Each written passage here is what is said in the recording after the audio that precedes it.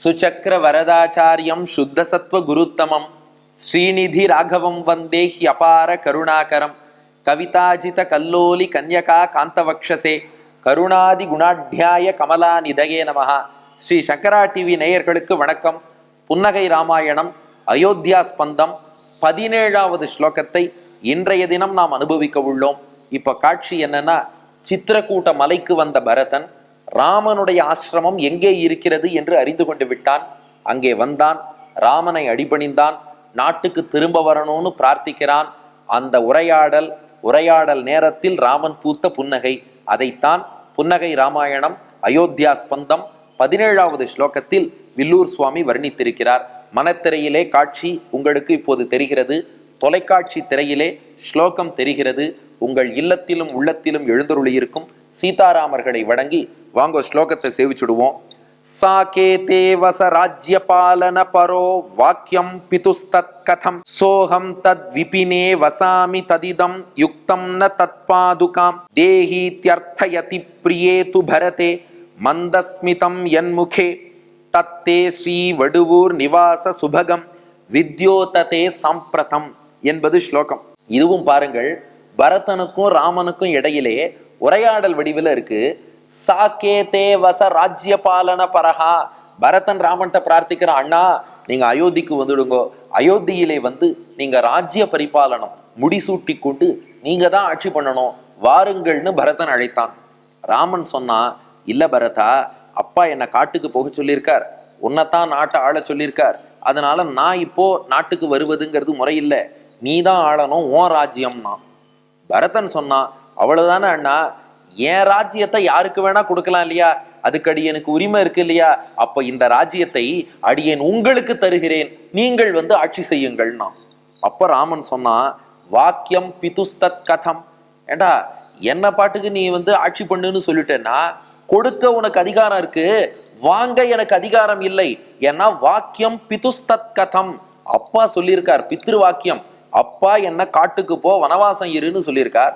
நான் பாட்டுக்கு நடுவுல கிளம்பி இல்ல நான் வந்து ராஜ்யத்தை ஏற்றுக்கொள்கிறேன்னு சொல்லிட்டா, அப்பா சொன்ன வார்த்தைக்கு என்னடா மரியாதை? அப்போ உன் ராஜ்யத்தை நீ யாருக்கு வேணா கொடுக்கலாம், ஆனா நான் வனவாசம் தொடங்கியதாலே அதை ஏற்றுக்கொள்ளும் நிலையில் நான் இல்லைன்னா ராமன். இப்போ பரதன் சொன்னா, சோகம் தத் விபினே வசாமி. அண்ணா இப்போ வனவாசம் போகணும் அவ்வளவுதானே, உங்கள் வனவாசத்தை நான் மேற்கொள்கிறேன். இப்ப என்ன அப்பாவோட ஆசை, ஒரு பையனுக்கு பட்டாபிஷேகம், இன்னொரு பையனுக்கு வனவாசம், அவ்வளவுதானே.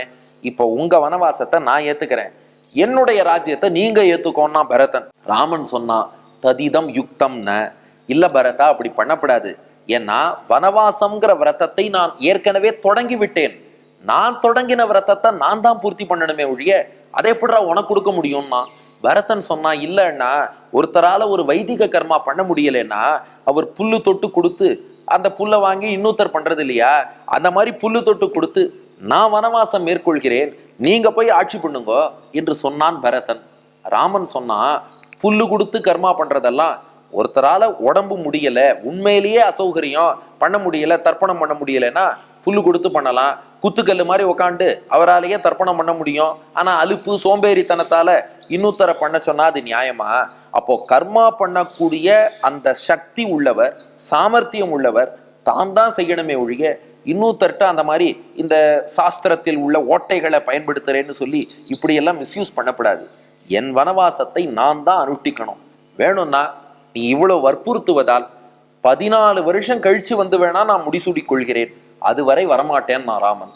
அப்போ பரதன் சொன்னா, தத் பாதுகாம் தேகி. அப்படின்னா ராமா, அதுவரை உன் பாதுகையை கொடு, பாதுகைக்கு பட்டாபிஷேகம் பண்ணுகிறேன், பாதுகை ஆட்சி செய்யட்டும், நான் பாதுகையின் திருவடிவாரத்தில் இருப்பேனே ஒழிய என்னாலெல்லாம் ஆட்சி பண்ண முடியாது ராமா, உன் பாதுகையை கொடு என்று இது அர்த்தயதி பிரியே து பரதே மந்தஸ்மிதம் என் முகே. ராமா, உன் பாதுகையை கொடுன்னு பரதன் கேட்டபோது உன் முகத்தில் ஒரு புன்னகை தோன்றியதே. தத்தே ஸ்ரீ வடுவூர் நிவாச சுபகம் வித்யோததே சாம்பிரதம்.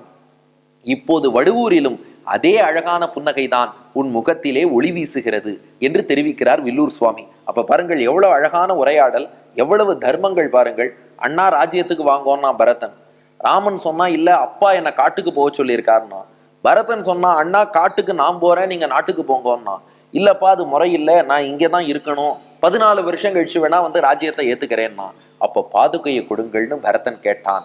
அந்த நேரத்தில் ராமன் பூத்த புன்னகைதான் வடுவூரில் அவன் முகத்தில் திகழ்கிறது என்பது ஸ்லோகத்தின் கருத்து. இப்போ 3 விஷயங்கள். இந்த ஸ்லோகத்தில் புன்னகைக்கான காரணம் என்னன்னா, பரதனுடைய சாமர்த்தியத்தை நினைச்சு ராமன் சிரிச்சானான். என்னன்னா, அவன் ராமனை விரும்பி வந்தான், ராமன் கிடைக்கல. ஆனா என்ன பண்ணிட்டான், ராமனை விட பெரிய வஸ்து ஒன்ன வாங்கிட்டு போயிட்டான். ஏன்னா ராமனை விட ராமனுடைய பாதுகைக்குத்தான் ஏற்றம் அதிகம். பாதுகா சகஸ்திரத்துல சுவாமி வேதாந்த தேசிகன் சாதிக்கிறார், ராமாதபித்வம் அதிகா நியதம் பிரபாவாத். ராமனை விட ராமனுடைய பாதுகைக்குத்தான் ஏற்றம் அதிகம். அதனால அந்த பாதுகையே பெற்று சென்றானே பரதன். உலகத்தெல்லாம் பெருமாள் தாங்கிறார், அந்த பெருமாளையே பாதுகா தேவி தானே தாங்கி கொண்டிருக்கிறாள். மேலும் அந்த பாதுகையை நம்மாழ்வாராகவே சொல்வார்கள்.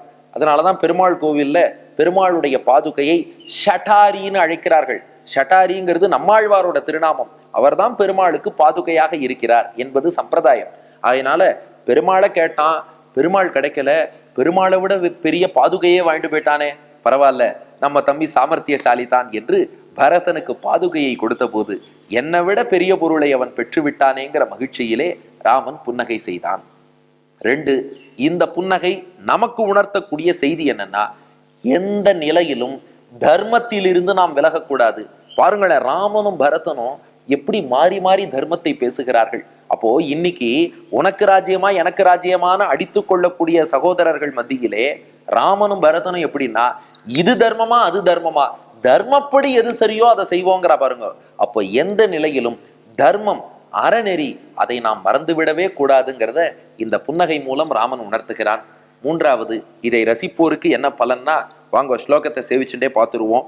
சாகேதே வச ராஜ்யபாலன பரோ வாக்கியம் பிதுஸ்தத் கதம் சோஹம் தத் விபினே வசாமி ததிதம் யுக்தம் ந தத்பாதுகாம் தேஹீத்யர்த்தயதி பிரியேது பரதே மந்தஸ்மிதம் என்முகே தத்தே ஸ்ரீ வடுவூர் நிவாச சுபகம் வித்யோததே சாம்பிரதம்னு சொல்லி பாதுகாதேவியோடு கூடிய சீதாராமர்களை வழிபடுவோருக்கு பாதுகாதேவியின் அனுகிரகம் பூர்த்தியா கிடைக்கும். ராமனுடைய திருவடி நிலை பாதுகை, நம்மாழ்வார் அந்த பாதுகையாகத்தான் நம்மாழ்வாரே இருக்கார். அதனால நம்மாழ்வாருடைய அனுகிரகம், பாதுகையின் அனுகிரகம் இந்த ஸ்லோகத்தை சொல்லுவோருக்கு பூர்த்தியாக கிடைக்கும். நன்றி, வணக்கம்.